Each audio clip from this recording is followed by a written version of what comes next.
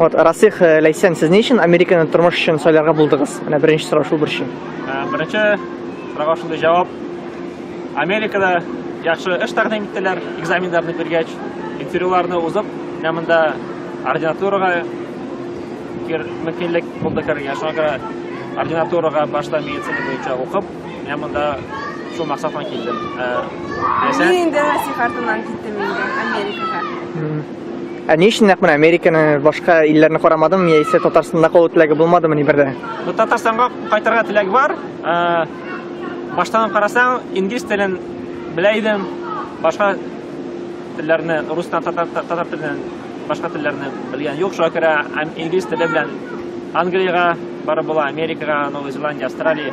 Америкада танышлар, достар болғач, һәм экзаменларына мендер уже юл білгеч, шул экзаменларны бирдим, мен Америкаға келдік.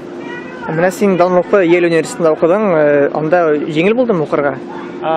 Кирергә жеңіл булдымы? Иң авыры кирергәдер. Экзаменнарны биреп була, ләкин аннары алалармы, алмыйлармы ординатурага, шунсы авыр тора. Интервьюга киләсең, аннары бер кайда эләкмәсәң дә, шунсы зур проблема турырга мөмкин булыр иде. Ләкин счастью кіріп болды ординатураға, мен уже бітірдім ординатураны, резидентураны 2 ел болғанға. Қазір 2 ел өзім табиб болып іштеймін. Шол мен Йель университетінің клиникасында һәм әзіне оқытуда алып барам.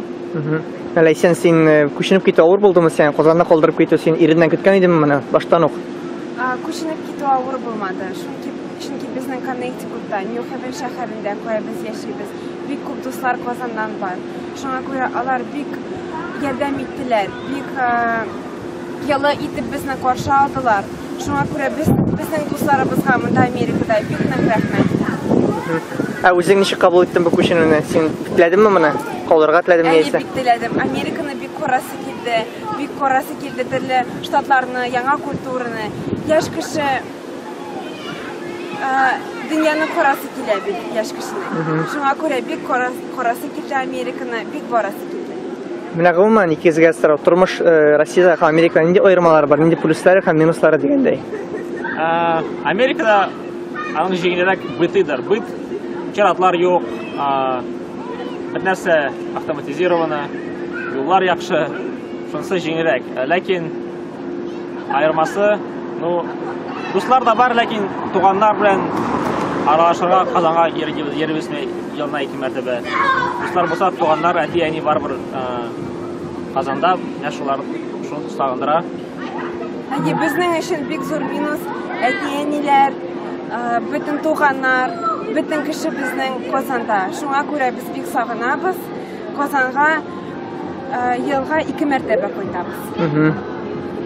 Менә гомумән табиб профессиясе, табиб һөнәре ул кайда кадерлерәк?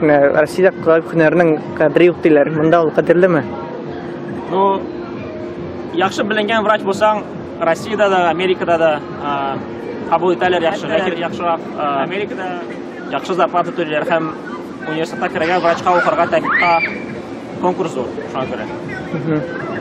Менә хәзер менә Америка төпләндегез, 5 ел яшисез. Кире кайту теләге уйлыйсызмы? Шунда бер кайчан кайтырга иде, сагынам бит инде, туйдым инде, моннан кайтып китәм дигән уй бармы берәр инде? Сагыну бар.